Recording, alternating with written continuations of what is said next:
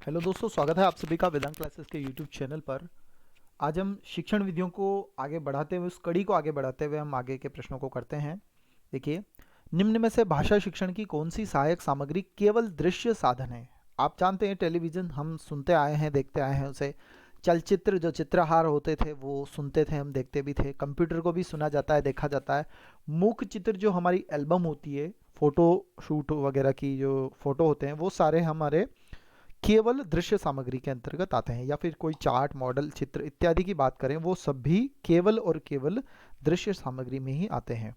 और ये जो दृश्य सामग्रियां होती है, ये दृश्य श्रव्य हो या फिर कुछ भी हो, जैसे दृश्य सामग्री में श्यामपट्ट भी आता है, तो ये अधिगम को क्या है, रुचिकर बनाती है। ठीक है, अधिगम को रुचिकर बनाने का काम करती है सामग्रियां। निम्न में से हिंदी भाषा की पाठ्य पुस्तक का महत्व है। अब बात करें हिंदी भाषा की पाठ्य पुस्तक का महत्व है, तो शिक्षक के ज्ञान में स्पष्टता भी रहती है कि वो जो पढ़ा रहा है वो सही है।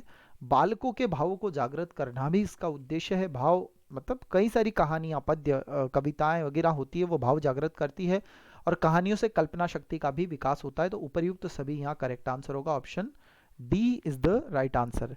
हमें ये याद होना चाहिए कि जब भी हम पाठ्य पुस्तक का प्रयोग करते हैं भाषा में, हिंदी भाषा में, तो वहाँ क्या होता है, LSRW का वहाँ पर अच्छे से विकास होता है। ठीक है, LSRW का अच्छे से विकास होता है। तो कहा जा सकता है कि पाठ्य पुस्तकें जो होती है ना, वो भाषाई कौशल में निपुणता दिलाती है। LSRW में निपुणता दिलाती है, बोलने में निपुणता, पढ़ने में, लिखने में, सुनने में, इन सब में निपुणता दिलाने का काम करती है सहायक सामग्रियाँ। कोई भी सहायक सामग्री हो, लेकिन पाठ्य पुस्तक का महत्व सबसे ज़्यादा है। इसके अलावा हम कह सकते हैं LSRW में निपुणता लाना और स्व अध्ययन का गुण भी विकसित विकसित होता है। यहाँ देना चाहिए था एक ऑप्शन जिसमें लिखा होता कि स्वाध्याय का गुण विकसित होता है। बिल्कुल सही है, पाठ्य पुस्तक से स्वाध्याय का गुण भी विकसित होता है। अगला प्रश्न है, प्राथमिक स्तर के हिंदी भाषा के पाठ्यक्रम में सम्मिलित नहीं करना चाहिए। तो छोटी कक्षाओं में बाल कहानियाँ, कविताएं और महापुरुषों के जीवन परिचय ये तो होने ही चाहिए, लेकिन व्याकरण का सैद्धांतिक ज्ञान के बजाय वहाँ पर है ना, व्यवहारिक ज्ञान दिया जाना चाहिए। व्यवहार पर बल दिया जाना चाहिए, व्यवहारिक ज्ञान होना चाहिए। व्याकरण का नियम, सूत्र, परंपराएं नहीं होनी चाहिए उसमें। ठीक है, और प्राथमिक स्तर पर व्यवहारिक, यानी छोटी कक्षाओं में व्यवहारिक, और माध्यमिक स्तर पर सैद्धांतिक ज्ञान।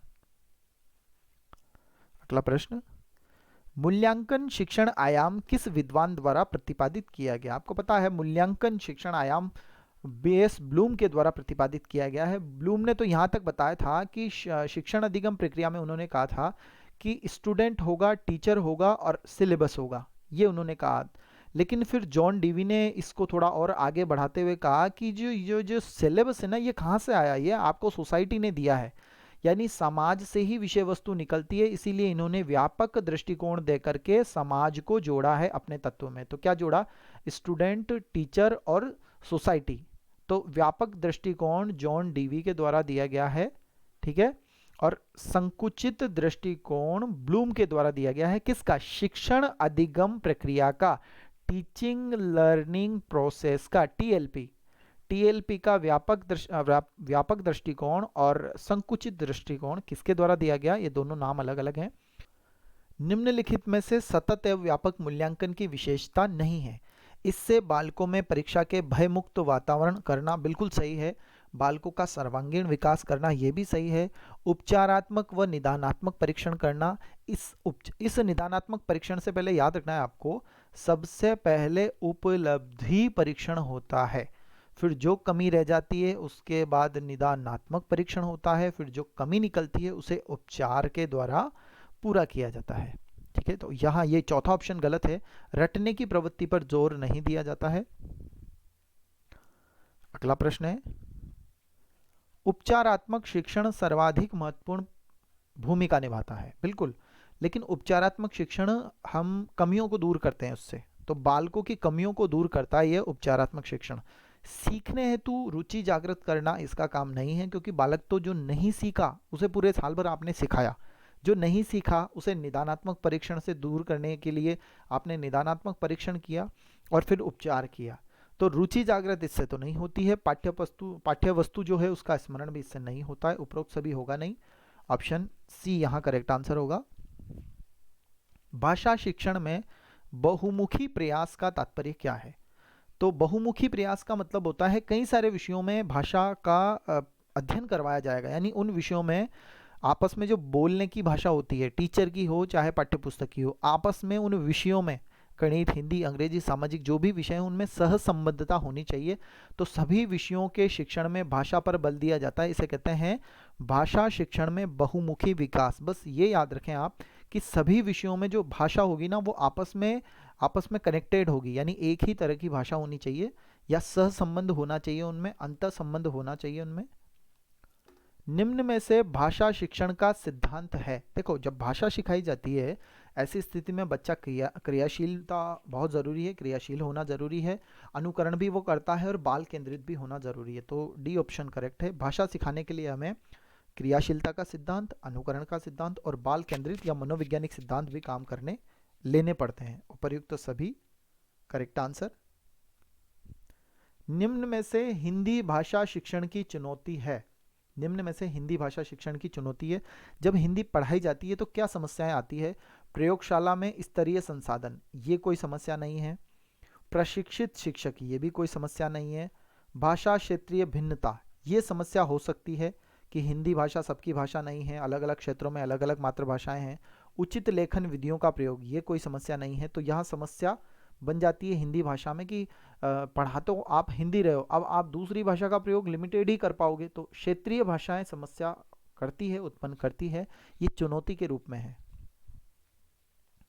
अगला प्रश्न, उपलब्धि परीक्षण में परीक्षक की रुचि, भावना, दृष्टिकोण का मूल्यांकन पर नहीं पड़ता, फर्क नहीं पड़ता, ऐसा होना चाहिए था यहाँ कि मूल्यांकन उपलब्धि परीक्षण में जब उपलब्धि परीक्षण किया जाता है, ठीक है, तो उस समय न तो परीक्षक की रुचि का असर पड़े, न भावना का, न दृष्टिकोण का, तो वह क्या कहलाएगा? वैध? बिल्कुल नहीं। वस्तुनिष्ठता, विभेदीकरण, विश्वसनीयता। तो ऐसी स्थिति में यहाँ पर आंसर होगा आपका वस्तुनिष्ठता। क्यों? क्योंकि न तो वस्तुनिष्ठ प्रश्नों में न तो परीक्षक की रुचि का कोई तात्पर्य, न वहाँ भावना, न दृष्टिकोण, न मूल्यांकन, किसी का भी असर नहीं पड़ता। कब? जब उपलब्धि परीक्षण किया जाता है। सही आंसर है इसका वस्तुनिष्ठता। वैधता का मतलब होता है जिस परीक्षण को जिसके लिए बनाया गया हो वो उसके लिए ही हो। जैसे पुलिस में दौड़ करनी है तो वैध होगा दौड़ करवाना। और विभेदीकरण हर बालक को ध्यान में रखकर बनाया गया हो। और विश्वसनीयता का मतलब हर बार टेस्ट करने पर भी, उसे बार बार जांचने पर भी वही अंक आए, वही परिणाम रहे, तो वो विश्वसनीय होता है। यहाँ सही उत्तर होगा जब परीक्षक का कोई भी असर नहीं पड़ता है परीक्षण पर, टेस्ट पर, तो फिर वो कहलाता है वस्तुनिष्ठता। निम्न में से पद्य शिक्षण के लिए सबसे उपयुक्त है। देखिए, पद्य शिक्षण के लिए संवाद करके तो नहीं, लेखन मौन वाचन से भी नहीं, पद्य हमेशा गाया जाता है। तो रसास्वादन यहाँ सबसे बेस्ट आंसर होगा, रसास्वादन। इसे उपसंहार विधि भी कहते हैं, उपसंहार विधि, उपसंहार किया जाता है इसमें, अंत में सबसे गाया जाता है, इसलिए उपसंहार विधि इसे कहा जाता है। विद्यालय में बहुभाषी मतलब बहुत सारे भाषा वाले बच्चे हैं, कक्ष सहायता करती है भाषा नीति बनाने में। इससे भाषा नीति तो नहीं बन पाती है। अधिक परिश्रमी बालकों को बनाने में, ऐसा भी नहीं है। शिक्षण प्रक्रिया अमनोवैज्ञानिक, इससे तो और अच्छा होता है, जितने ज़्यादा बालक अलग अलग भाषा के होंगे मनोवैज्ञानिकता आएगी। शिक्षण अधिगम प्रक्रिया को सुदृढ़ बनाने में, बिल्कुल, जितनी ज़्यादा कक्षा होगी, बहुभाषी कक्षा होगी, उतना अच्छा लर्निंग होगा, उतना अच्छा अधिगम की प्रक्रिया बनेगी, प्रोसेस उतना अच्छा होगा। निम्न में से साहचर्य विधि के जन्मदाता है। साहचर्य विधि दी गई है मारिया मोंटेसरी के द्वारा, ठीक है, मारिया मोंटेसरी ने साहचर्य विधि दी है। शिक्षक का असहमति में सिर हिलाना, मतलब वो मना कर रहा है, नकारात्मक पुनर्बलन दे रहा है, लेकिन वो शब्द नहीं कह रहा है, तो कहाँ नकारात्मक अशाब्दिक पुनर्बलन। तो सही आंसर क्या होगा? नकार रहा है, शब्द नहीं कह रहा है और पुनर्बलन दे रहा है।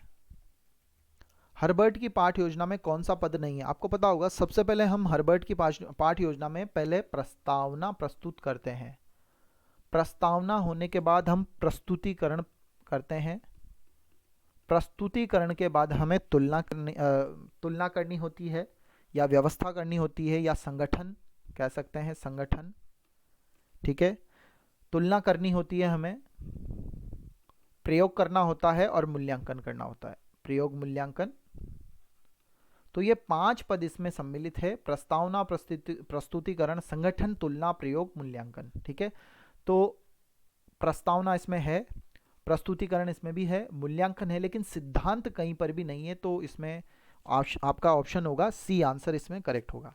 चलिए, आज के लिए इतने ही प्रश्न हैं और नेक्स्ट वीडियो में हम और प्रश्न करेंगे। बने रहिए साथ में। यदि पहली बार विजिट किया है आपने तो हमें आप कमेंट कर सकते हैं, साथ में आप सब्सक्राइब करें, वीडियो को लाइक करें। और यदि आप डेली क्लासेस के लिए जुड़ना चाहते हैं तो हमारे टेलीग्राम चैनल है, सामने आपको नीचे पट्टी दिखाई दे रही है, वहाँ से आप उस एड्रेस को टाइप करके जुड़ सकते हैं। धन्यवाद।